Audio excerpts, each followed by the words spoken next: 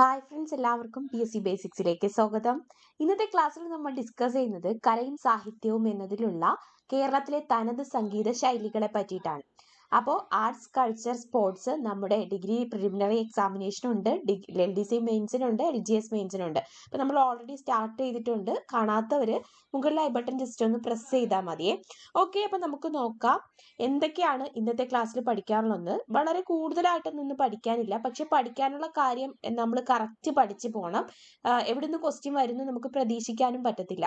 പിന്നെ ഇതിനകത്ത് ഈ സംഗീതവുമായി ബന്ധപ്പെട്ടിട്ടുള്ള കലാകാരന്മാരെ പറ്റി പറഞ്ഞിട്ടില്ല. അത് നമ്മൾ പ്രശസ്ത കലാകാരന്മാരെന്ന് പറഞ്ഞിട്ട് ഒരൊറ്റ വീഡിയോയിൽ അതെല്ലാം കൂടി നമുക്ക് പഠിക്കാം. ഓക്കെ, അപ്പൊ നമ്മൾ നോക്കാം. സോപാന സംഗീതമാണ് ഇന്നത്തെ ക്ലാസ്സിലെ ആദ്യത്തെ പോയിന്റ്. അപ്പോൾ നമ്മുടെ കേരള സംഗീതം എന്ന് പറയുമ്പോൾ നമുക്ക് പെട്ടെന്ന് ഓർമ്മിക്കാനുള്ള ഒരു സംഭവമാണ് എന്ത്? സോപാന സംഗീതം എന്നത്. ഈ സോപാന സംഗീതം സ്റ്റാർട്ട് ചെയ്തത് എവിടെയാണ്? കേരളത്തിലെ ക്ഷേത്രങ്ങളിലാണ്. അപ്പൊ കേരളീയ ക്ഷേത്രത്തിലാണ് സോപാന സംഗീതം തുടങ്ങിയത്. സോപാന സംഗീതത്തിൽ ഉപയോഗിക്കുന്ന പ്രധാന സംഗീത ഉപകരണം നമ്മൾ സ്ഥിരം കാണാറുള്ളതാണ് അല്ലെ, ഈ സോപാന സംഗീതം വായിക്കുന്നത് അല്ലെ ഒരു അമ്പലങ്ങളിലൊക്കെ ഇതൊക്കെയാണ്. അപ്പൊ സോപാന സംഗീതം പല ആൾക്കാരും കേട്ടിട്ടുണ്ടായിരിക്കും, കേൾക്കാത്ത ആൾക്കാരൊന്നും മലയാളികളല്ല എന്നാണ് അർത്ഥം. അപ്പോൾ സോപാന സംഗീതത്തിൽ ഉപയോഗിക്കുന്ന പ്രധാന സംഗീത ഉപകരണം ഏതാണ്? ഇടയ്ക്കയാണ്. സോപാന സംഗീതത്തിന് 2 കൈവഴികളുണ്ട്. ഒന്ന് കൊട്ടിപ്പാടി സേവയും രണ്ടാമത്തത് രംഗസോപാനവുമാണ്. ഇതിനകത്ത് എക്സാമിന് ചോദിക്കാൻ സാധ്യതയുള്ള ഒരു ക്വസ്റ്റ്യൻ, കൊട്ടിപ്പാടി സേവ ഏത് സംഗീതവുമായി ബന്ധപ്പെട്ടിരിക്കുന്നു? ഏത് സംഗീതവുമായി ബന്ധപ്പെട്ടതാണ്? സോപാന സംഗീതവുമായി ബന്ധപ്പെട്ടതാണ്. ഏത്? കൊട്ടിപ്പാടി സേവയും രംഗ സോപാനവും. ഇത് സോപാന സംഗീതത്തിന്റെ 2 കൈവഴികളാണ്. ക്ലിയർ ആയേ? നെക്സ്റ്റ്, കഥകളിൽ ഉപയോഗിക്കുന്ന സംഗീതം ഏതെന്ന് ചോദിക്കും. അത് നമ്മുടെ സോപാന സംഗീതമാണ്. ഇടയ്ക്ക വെച്ച് പാടുന്ന സോപാന സംഗീതമാണ് കഥകളിൽ ഉപയോഗിക്കുന്ന സംഗീതം. കേരളത്തിലെ സോപാന സംഗീതത്തിന്റെ പ്രധാന വക്താവെന്നറിയപ്പെടുന്നത് ഞെരളത്ത് രാമപൊതുവാളാണ്. അപ്പോ ഞെരളത്ത് രാമപൊതുവാളാണ് കേരളത്തിലെ സോപാന സംഗീതത്തിലെ പ്രധാന വക്താവ്. അപ്പൊ കേരളത്തിലെ സോപാന സംഗീതത്തിന്റെ പ്രധാന വക്താവ് ആര്? ഞെരളത്ത് രാമപൊതുവാളാണ്. സോപാന സംഗീതത്തിലെ ഏറ്റവും പ്രധാനപ്പെട്ട ശാഖയാണ് അരങ്ങ് സംഗീതം. നമുക്കറിയാം കഥകളി എന്ന് പറയുമ്പോൾ അരങ്ങാണ് അല്ലെ. ഈ കഥകളി അരങ്ങിൽ പാടുന്ന സംഗീതമാണ് സോപാന സംഗീതം. അപ്പോൾ സോപാന സംഗീതത്തിലെ ഏറ്റവും പ്രധാനപ്പെട്ട ശാഖ ഏതായിരിക്കും? അരങ്ങ് സംഗീതമായിരിക്കും. അതുപോലെ തന്നെ മുടിയേറ്റിലെ പാട്ടുകൾ ആലപിക്കുന്നതും സോപാന സംഗീതത്തിന്റെ ശൈലിയിലാണ്. അപ്പൊ ഏത് സംഗീതത്തിന്റെ ശൈലിയിലാണ് മുടിയേറ്റിലെ പാട്ടുകൾ ആലപിക്കുന്നത്? സോപാന സംഗീതത്തിന്റെ ശൈലിയിലാണ് ആലപിക്കുന്നത്. നെക്സ്റ്റ്, കർണാടക സംഗീതമാണ്. കർണാടക സംഗീതത്തിന്റെ പിതാവ് എന്നറിയപ്പെടുന്നത് പുരന്ദരദാസാണ്. പുരന്ദരദാസാണ് എന്ത്? കർണാടക സംഗീതത്തിന്റെ പിതാവ്. ആരാണ്? പുരന്ദരദാസ്. പുരന്ദരദാസിന്റെ യഥാർത്ഥ പേര് ശ്രീനിവാസ് നായിക് എന്നാണ്. ശ്രീനിവാസ് നായിക്. അപ്പൊ ഇത് നമ്മുടെ കേരള സംഗീതവുമായി ബന്ധപ്പെട്ടിട്ടുള്ള ക്വസ്റ്റ്യനിൽ വരാൻ സാധ്യതയില്ല. പക്ഷെ കർണാടക സംഗീതം പഠിക്കുമ്പോൾ അറിഞ്ഞിരിക്കാനുള്ള 2 ആൾക്കാർ അല്ലെങ്കിൽ ഒരാളാണ് ആര്? കർണാടക സംഗീതത്തിന്റെ പിതാവായ പുരന്ദരദാസ്. പുരന്ദരദാസിന്റെ യഥാർത്ഥ പേരും അറിയണം, ശ്രീനിവാസ നായിക് ആണ്. ആധുനിക കർണാടക സംഗീതത്തിലെ പിതാമഹൻ എന്നറിയപ്പെടുന്നത് ചെമ്മാങ്കുടി ശ്രീനിവാസ അയ്യറാണ്. എക്സാമിന് ഒരുപക്ഷെ ചോദിക്കുന്നത് ഇങ്ങനെ ആയിരിക്കും, ചെമ്മാങ്കുടി ശ്രീനിവാസ അയ്യർ ഏത് സംഗീതവുമായി ബന്ധപ്പെട്ടതാണ്? കർണാടക സംഗീതവുമായി ബന്ധപ്പെട്ടതാണ് ചെമ്മാങ്കുടി ശ്രീനിവാസ അയ്യർ. അപ്പൊ ആധുനിക കർണാടക സംഗീതത്തിന്റെ പിതാമഹൻ എന്നറിയപ്പെടുന്നത് ചെമ്മാങ്കുടി ശ്രീനിവാസ അയ്യറാണ്. നമ്മുടെ കർണാടക സംഗീതത്തിലെ അടിസ്ഥാന രാഗങ്ങളുടെ എണ്ണം 72 ആണ്. കർണാടക സംഗീതത്തിലെ അടിസ്ഥാന രാഗങ്ങളുടെ എണ്ണം എത്രയാണ്? 72 ആണ്. കർണാടക സംഗീതത്തില് വർണ്ണമുണ്ട്, പദമുണ്ട്, കീർത്തനമുണ്ട്. കർണാടക സംഗീതത്തിൽ എന്തൊക്കെയുണ്ട്? വർണ്ണമുണ്ട്, പദമുണ്ട്, കീർത്തനമുണ്ട്. ഇത് 3ഉം രചിച്ച ഏക സംഗീതജ്ഞനാണ് നമ്മുടെ കേരളീയനായ ഇരയിമ്മൻ തമ്പി.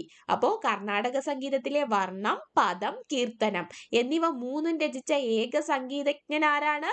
ഇരയിമ്മൻ തമ്പിയാണ്. അപ്പോ കർണാടക സംഗീതത്തിന്റെ പിതാവ് പുരന്ദരദാസ്, പുരന്ദരദാസിന്റെ യഥാർത്ഥ നാമം ശ്രീനിവാസ് നായികൻ, ആധുനിക കർണാടക സംഗീതത്തിലെ പിതാമഹൻ ചെമ്മാങ്കുടി ശ്രീനിവാസ അയ്യർ, കർണാടക സംഗീത സംഗീതത്തിലെ അടിസ്ഥാന രാഗങ്ങളുടെ എണ്ണം 72. കർണാടക സംഗീതത്തിലെ വർണ്ണം, പദം, കീർത്തനം എന്നിവ മൂന്നും രചിച്ച ഏക സംഗീതജ്ഞൻ ഇരയിമ്പൻ തമ്പിയാണ്. നെക്സ്റ്റ്, ഹംസധ്വനി രാഗം. എല്ലാരും കേട്ടിട്ടുണ്ട്, ഹംസധ്വനി രാഗത്തിൽ ഒരു കീച്ച് കീച്ചി എന്നൊക്കെ പറഞ്ഞ് കേട്ടിട്ടില്ലേ?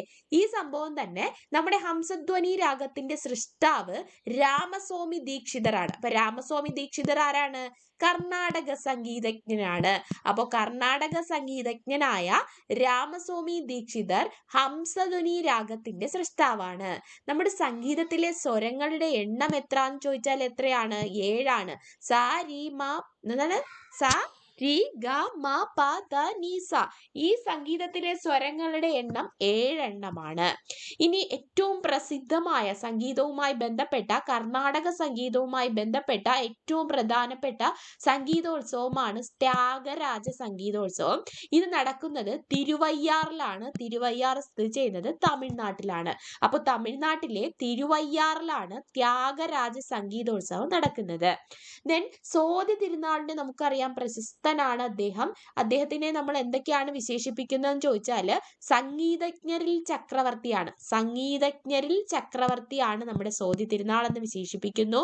അതുപോലെ തന്നെ ചക്രവർത്തിമാരിലെ സംഗീതജ്ഞൻ എന്നറിയപ്പെടുന്നത് നമ്മുടെ സ്വാതി തിരുനാളാണ്.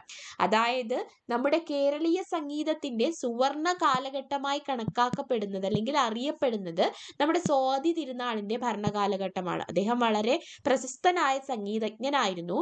ഇനി അദ്ദേഹത്തിന്റെ കാലഘട്ടത്ത് അല്ലെങ്കിൽ സ്വാതി തിരുനാളിന്റെ സദസ്സിലെ പ്രധാന സംഗീതജ്ഞന്മാരായിരുന്നു ഒന്ന് ഇരയിമ്മൻ തമ്പി. നമ്മൾ നേരത്തെ പറഞ്ഞ വർണ്ണവും പദവും ഒക്കെ കർണാടക സംഗീതത്തിൽ എല്ലാം ഉൾക്കൊള്ളിച്ചുകൊണ്ട് ആദ്യമായി എഴുതിയ കേരളീയനാണ്. അപ്പൊ അതാരാണ്? ഇരയിമ്മൻ തമ്പിയാണ്. അപ്പൊ ഇരയിമ്മൻ തമ്പി ആരുടെ സദസ്സിലെ സംഗീതജ്ഞനായിരുന്നു? സ്വാതി തിരുനാളിന്റെ സദസ്സിലെ സംഗീതജ്ഞനായിരുന്നു. ഷഡ്കാല ഗോവിന്ദ മാരാർ. ഷഡ്കാല ഗോവിന്ദ മാരാറും സ്വാതി തിരുനാളിലെ സദസ്സിലെ പ്രധാന സംഗീതജ്ഞനായിരുന്നു. അതുപോലെ തന്നെ പരമശിവ ഭാഗവതർ.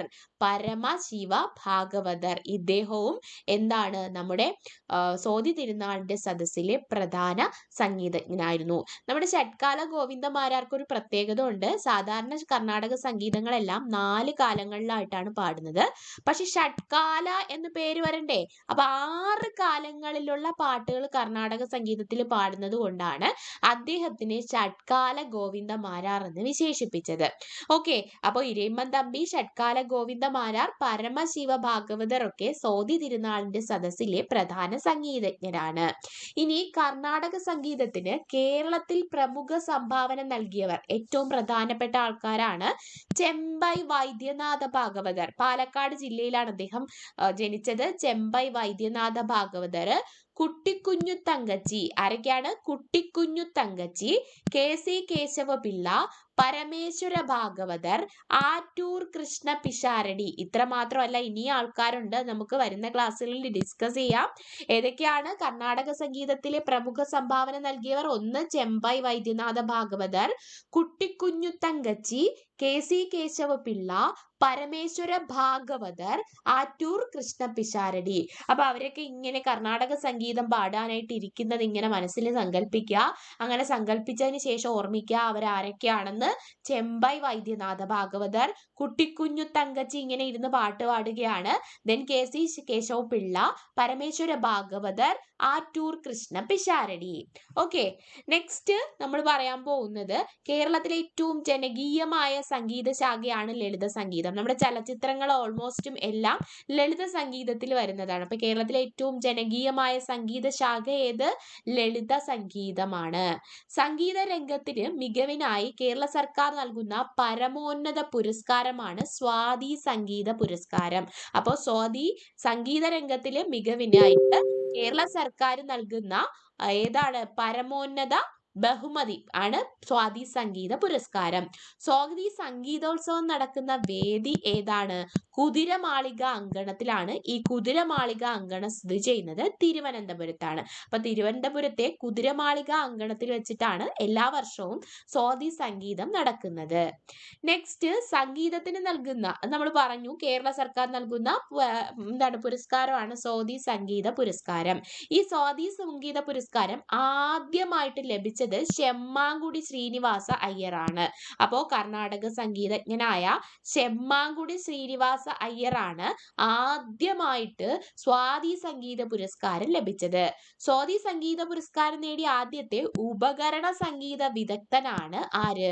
നമ്മുടെ ബിസ്മില്ലാ ഖാൻ. അപ്പൊ ഉസ്താദ് ബിസ്മില്ലാ ഖാൻ ആണ് ഉപകരണ സംഗീതം ആദ്യത്തിന്റെ അടിസ്ഥാനത്തിൽ ആദ്യമായിട്ട് സ്വാതി സംഗീത പുരസ്കാരം ലഭിച്ചത്. സ്വാതി സംഗീത പുരസ്കാരം നേടിയ ആദ്യത്തെ വനിത TK പട്ടമ്മാളാണ്. അപ്പൊ TK പട്ടമ്മാളിനാണ് ആദ്യമായിട്ട് സ്വാതി സംഗീത പുരസ്കാരം ലഭിച്ച വനിത. ആദ്യമായിട്ട് ലഭിച്ചത് ചെമ്മാങ്കുടി ശ്രീനിവാസ അയ്യർ, ഉപകരണ സംഗീത വിദഗ്ധന് ആദ്യമായിട്ട് കൊടുത്തത് ബിസ്മില്ലാ ഖാന്, സ്വാതി സംഗീത പുരസ്കാരം നേടിയ ആദ്യത്തെ വനിത TK പട്ടമ്മാളാണ്. കേരളത്തിലെ ഓരോ പ്രദേശത്തെയും കഥ പറയുന്ന വായ്മൊഴിയായുള്ള പാട്ടുകളാണ് നാടൻ പാട്ടുകൾ. നമുക്കറിയാം എന്താണ് ലാലാ ലാല അല്ലെങ്കിൽ തെയ്യം താര എന്നൊക്കെ വെച്ചിട്ട് ഒരു വായ്മൊഴി വെച്ചിട്ട് വായ്ത്താരി വെച്ചിട്ട് പാടുന്ന കഥകളാണ് നാടൻ പാട്ടുകൾ. പലതരത്തിലുള്ള നാടൻ പാട്ടുകളുണ്ട്. എന്താണ് നാടൻ പാട്ടുകള്, വടക്കം പാട്ടുകള്, പുള്ളുവൻ പാട്ടുകൾ, ഇങ്ങനെ ഒത്തിരി പാട്ടുകളും നാടൻ പാട്ട് ശാഖയിൽ വരുന്നതാണ്. അടുത്തത് നമ്മുടെ കുറച്ച് കറണ്ട് അഫയേഴ്സ് ക്വസ്റ്റ്യൻസ് ആണ്. അതിനകത്ത് ഒന്നാമത്തത് ഏതാണ്? 2020 പത്മവിഭൂഷൺ നേടിയ സംഗീതജ്ഞൻ ആര്? ഇന്ത്യ തലത്തിലാണ്, ഇന്ത്യയിൽ മൊത്തത്തിൽ വരുന്ന ക്വസ്റ്റ്യൻ ആണ്. 2020 പത്മവിഭൂഷൺ നേടിയ സംഗീതജ്ഞൻ പണ്ഡിറ്റ് ചന്നുലാൽ മിശ്രയാണ്. അപ്പൊ പണ്ഡിറ്റ് ചന്നുലാൽ മിശ്രയ്ക്കാണ് 2020 പത്മവിഭൂഷൺ നേടിയത്. 108 മണിക്കൂർ പുല്ലാങ്കുഴൽ വായിച്ച് ഗിന്നസ് റെക്കോർഡ് നേടിയ മലയാളി ആരാണ്? അത് നമ്മുടെ മുരളി നാരായണനാണ്. മുരളി നാരായണനാണ് 108 മണിക്കൂർ പുല്ലാങ്കുഴൽ വായിച്ച് ഗിന്നസ് റെക്കോർഡ് നേടിയ മലയാളി. പാടുന്ന വയലിൻ എന്നറിയപ്പെടുന്ന സംഗീതജ്ഞ ആര്? Doctor N രാജമാണ്. ഡോക്ടർ N രാജമാണ് പാടുന്ന വയലിൻ എന്നറിയപ്പെടുന്ന സംഗീതജ്ഞ. ഓക്കെ, അപ്പൊ 2020 പത്മവിഭൂഷൺ നേടിയ സംഗീതജ്ഞൻ പണ്ഡിറ്റ് ചന്നുലാൽ മിശ്ര, 108 മണിക്കൂർ പുല്ലങ്കുഴൽ വായിച്ച് ഗിന്നസ് റെക്കോർഡ് നേടിയ മലയാളി മുരളി നാരായണനാണ്. പാടുന്ന വയലിൻ എന്നറിയപ്പെടുന്ന സംഗീതജ്ഞ ഡോക്ടർ N രാജമാണ്. അടുത്തത് നമ്മൾ നേരത്തെ ഷഡ്കാല ഗോവിന്ദ മാരാറെ പറ്റി പറഞ്ഞു. ആരാണ് ഷഡ്കാല ഗോവിന്ദ മാരാറ്? സ്വാതി തിരുനാളിന്റെ സദസ്സ് അലങ്കരിച്ച സംഗീതജ്ഞനാണ് ഷഡ്കാല ഗോവിന്ദ മാരാറ്. അതായത് 6 കാലങ്ങളെ പാട്ട് പാടാൻ, സംഗീതം പാടാൻ അറിയുന്ന ആളാണ് ഷഡ്കാല ഗോവിന്ദ മാരാറ്. അപ്പൊ അദ്ദേഹത്തിനെ പറ്റി ത്യാഗരാജ സ്വാമികൾ, രാഗരാജ അല്ല, നമ്മുടെ ത്യാഗരാജ സ്വാമികള് രചിച്ച പ്രശസ്ത കീർത്തനമാണ് എന്തരോ മഹാനുഭാവുലു. എന്തരോ മഹാനുഭാവുലു, കേട്ടിട്ടില്ലേ? ഇങ്ങനൊന്നുമല്ല പാടാനുള്ളത്. ഓക്കെ, അപ്പൊ എന്തായാലും എന്തരോ മഹാനുഭാവുലു എന്ന പ്രശസ്ത കീർത്തനം രചിച്ചത് ത്യാഗരാജ സ്വാമികളാണ്. ആരെ പ്രകീർത്തിച്ചുകൊണ്ടാണ് എഴുതിയത്? ഷഡ്കാല ഗോവിന്ദ മാരാറുടെ പാട്ടിനെ പ്രകീർത്തിച്ചുകൊണ്ട് എഴുതിയതാണ് ത്യാഗരാജ സ്വാമികൾ എന്തരോ മഹാനുഭാവുലു എന്ന പ്രശസ്ത കീർത്തനം. ദെൻ ഏത് ട്രസ്റ്റിന്റെ കീഴിലാണ് എല്ലാ വർഷവും ചെമ്പൈ സംഗീതോത്സവം നടത്തി വരുന്നത്? ശ്രീ ഗുരുവായൂരപ്പൻ ദേവസ്വം ബോർഡിന്റെ കീഴിലാണ്. ശ്രീ ഗുരുവായൂരപ്പൻ ദേവസ്വം ബോർഡിന്റെ കീഴിൽ എല്ലാ വർഷവും ചെമ്പൈ സംഗീതോത്സവം നടത്തി വരുന്നുണ്ട്. ഓക്കെ, അപ്പൊ ഇത്രയൊക്കെയാണ് കേരള സംഗീതവുമായി ബന്ധപ്പെട്ടിട്ട് PSC ചോദിക്കാൻ സാധ്യതയുള്ള പ്രധാന പോയിന്റ്സുകൾ. അപ്പൊ നെക്സ്റ്റ് ഡേ നമുക്ക് പുതിയൊരു ടോപ്പിക് പഠിക്കണം. അപ്പൊ എല്ലാവരും എന്ത് ചെയ്യുക? ചാനൽ സബ്സ്ക്രൈബ് ചെയ്ത് ബെൽ ബട്ടൺ പ്രസ് ചെയ്ത് നോട്ടിഫിക്കേഷൻ ആയിട്ട് ഇങ്ങനെ വെയിറ്റ് ചെയ്തിരിക്കുക. അപ്പൊ നമുക്ക് നെക്സ്റ്റ് ഒരു വീഡിയോ ആയിട്ട് കാണാം. അപ്പൊ നിങ്ങൾ മറക്കണ്ട, ലൈക്ക് ചെയ്യുക, കമന്റ് ചെയ്ത് നിങ്ങളുടെ സജഷൻസ് അറിയിക്കുക. അപ്പൊ thank you, all the best.